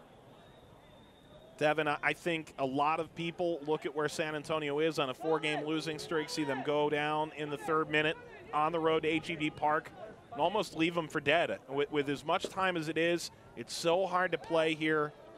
I think a lot of people could have very easily said, well, this one may have gotten away early, but San Antonio, phenomenal second-half comeback, and they're on the verge of 3 points that could save their year. You have to respect the response by Darren Powell and his boys, especially the performance in the second half. Now, that needs to be a theory that subsides. It needs to go away because you hate to see them fight back from a deficit, but they've done such a good job so far. Guadarrama was looking for Gordon.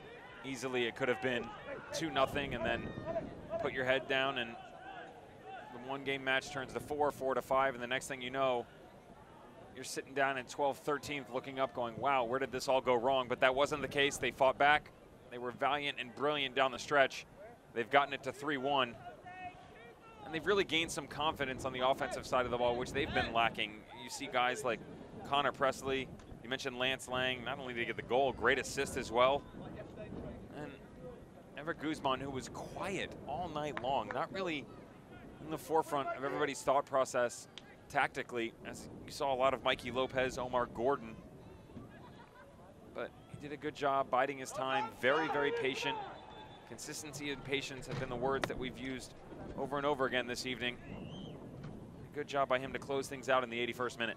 And Guzman now has 5 goals in the last 28 days. So when they say he scores in bunches, they're not joking. Lang will come off. Lance Lang out of Harborview, played for Fort Lauderdale and Edmonton and Minnesota, North Carolina. And he scores a phenomenal goal, one that, well, is on level pegging probably with the late goal for San Antonio for best of this match. Put himself in the right spot, tries to put something on frame. This is, if it is a chip, it's not the greatest. If it's service, it's definitely not the greatest, but it's a goal. I wonder if he'll come off and have any of the haterade you've been sipping. I respect the effort, but at the same point in time, I mean, it's lofted right to Nico Corti. Well, the not allowed that much sugar, by the way.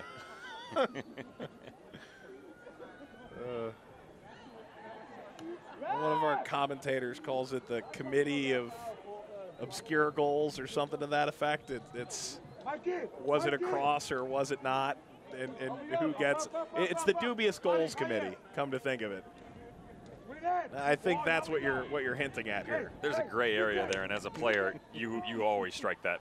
Corti comes out as Escalante came on a moment ago for San Antonio as they'll try and see this through. Escalante on loan from Olympia, first in Honduras, then to RGV and the Houston organization.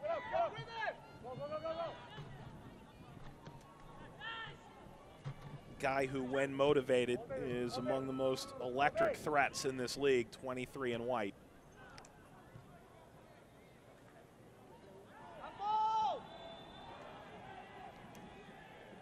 Our dubious goals committee tonight consisting of our wonderful production team led by Abe Aponte, director Gage Tillotson, Jose Bueso, and A wonderful group of camera people and bearing through the Edinburgh, Texas heat on this Wednesday night in the USL Game of the Week. RGV looking to mount what would be one of the comebacks of all comebacks. This hit on the ground. Escardoni diving, did deflect in the process. Corner coming after the shot by Chuy Enriquez.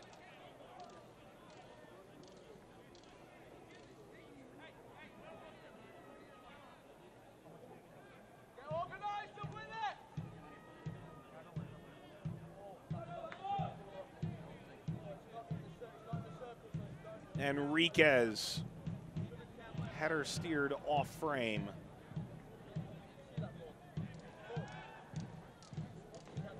Well, Devin, we talk about San Antonio. They are 8 points away from Portland in 5th.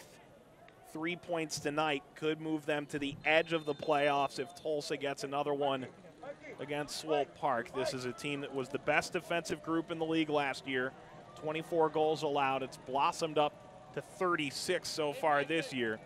They're looking for their 3rd road win of the season, an Achilles heel that wasn't a year ago. And you and I were in agreement.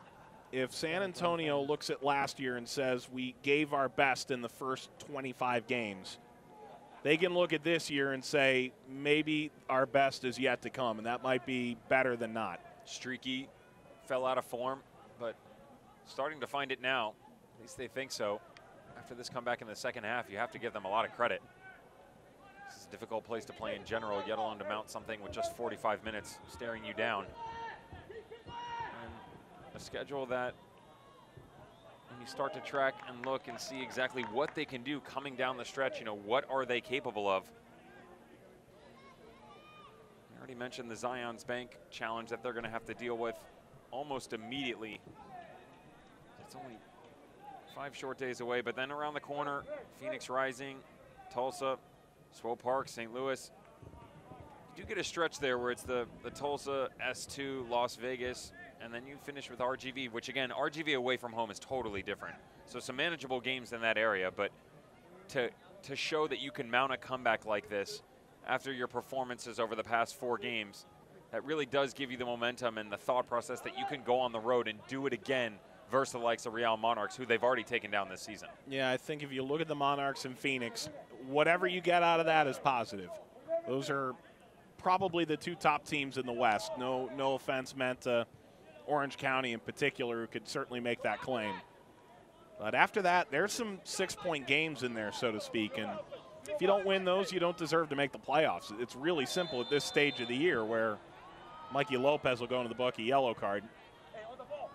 Takes down Perea. That rings even more true because of the fact that these are games in hand as well. Right. You start looking down and you're at the bottom of the barrel. You've got 4 matches to play. Look, the last 4 games of your schedule coming down, 3 are at home, by the way. Right. So you go on the road to St. Louis, and you come home, S2, Las Vegas, RGV. Other teams are only playing 1 and 2 games. Very manageable for them. All put in play. Cardoni will collect this. Well, this was much more of a San Antonio performance than we've seen of late as we start the first of 3 minutes of stoppage time. And Darren Powell told us, you know, we don't necessarily look at our place in the standing. We look at points per game as maybe a more accurate depiction of where we are. And look, that doesn't mean they're in first. So I think a lot of people go, yeah, that's what they all say. But, you know, it's right on the edge of playoff position. And right now, that's about where they are. It's where they deserve to be.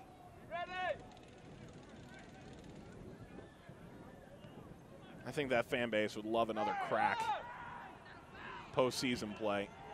They may not get a home game, but the way the last few years went, it's totally not out of the realm of possibility either, with some upsets. Guadarrama.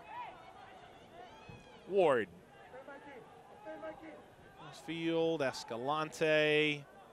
Oh, you know he wants one. Sends it out in front. It's a goal kick. Remember, Guzman couldn't believe that one didn't hit him to the back of the net. Excellent combination play from the visitors again. Nice long swooping ball from Escalante. One-on-one, that's his bread and butter. To the byline, right across the 6. Guzman trailing. That's been the theme of the evening from this SAFC squad.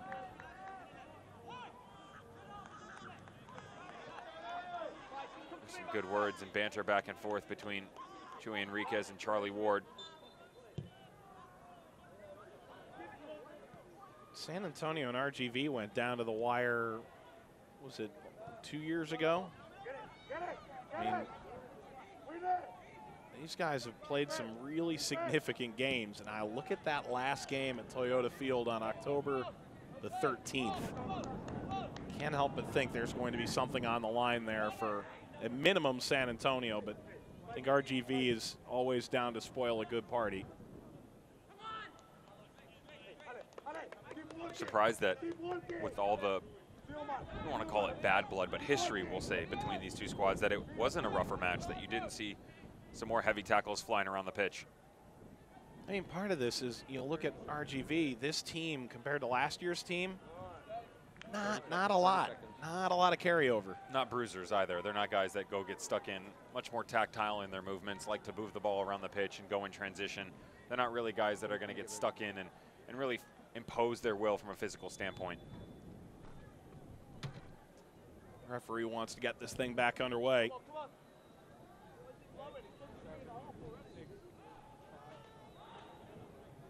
Four-game losing streak for San Antonio FC is over.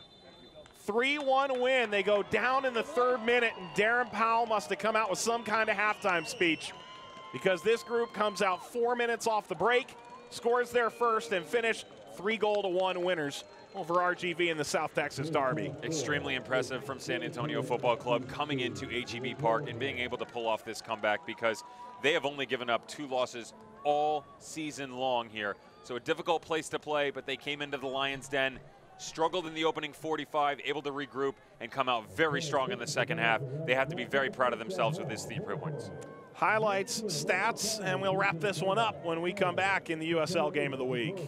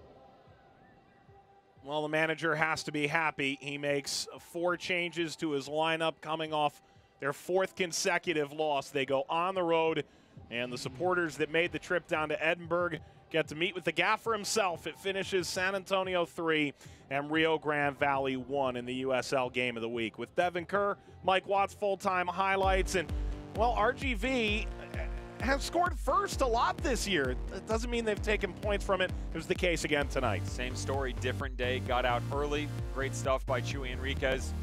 In just the 3rd minute of play, both teams sparring back and forth early. Chuy Enriquez comes with the uppercut early on, and then things leveled out, going back and forth. SAFC had a couple runs of play here and there, but really lacking the tactile operation that we've seen from them in the past in the final third. They would go in at halftime, regroup, get the boys back on track. Connor Presley, who was very active in the opening 45 minutes, trailing run, opening goal, tied 1-1. First professional goal for Connor Presley, who you and I were really impressed with, the young man from the Lone Star State. And in the South Texas Derby, 1 goal apiece. So San Antonio on the board 4 minutes out of halftime. And then we got 2 really special goals. The first from Lance Lang. I have to give respect to the Loney Lance Lang.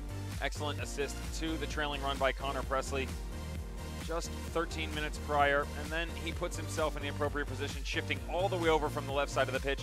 Mikey Lopez, good communication, picks his heads up, finds the trailing Lang, beats Nico Corti.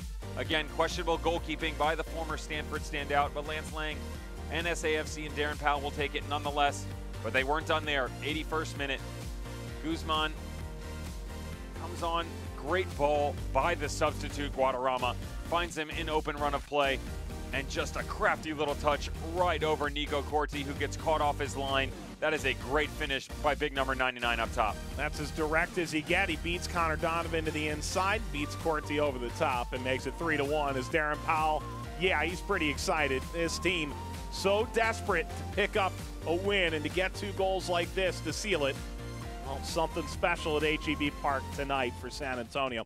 Here are the full-time statistics, Devin, and possession to San Antonio. It was like that at halftime. In total, we had 36 shots, but RGV in no way efficient in their effort. Not whatsoever. Have to question what happened defensively to them in the second half, because on the offensive side of things, you saw half opportunities, but we've seen that from them in the past. Defensively, they've been able to lock it up.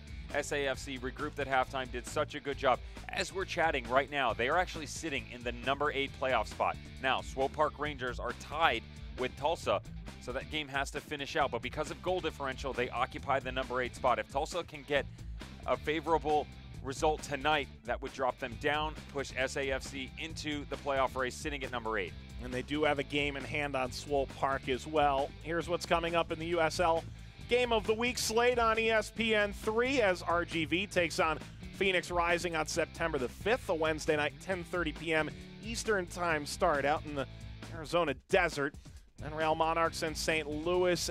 All these games either have implications for the number 1 spot in the case of Cincinnati and Richmond, or playoff picture at all for most of the others. Just imagine what Adam Smith and Neil Collins could end up combining on September 18th to figure out exactly who's going to make it into the playoff race.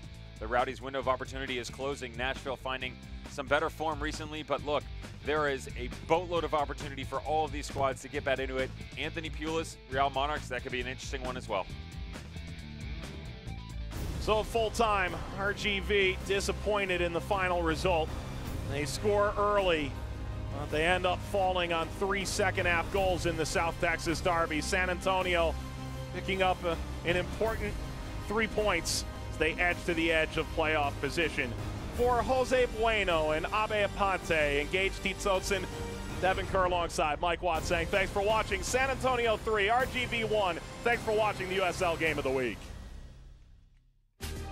This copyrighted telecast of the United Soccer League may not be retransmitted, rebroadcast, or reproduced without the express written consent of the United Soccer League.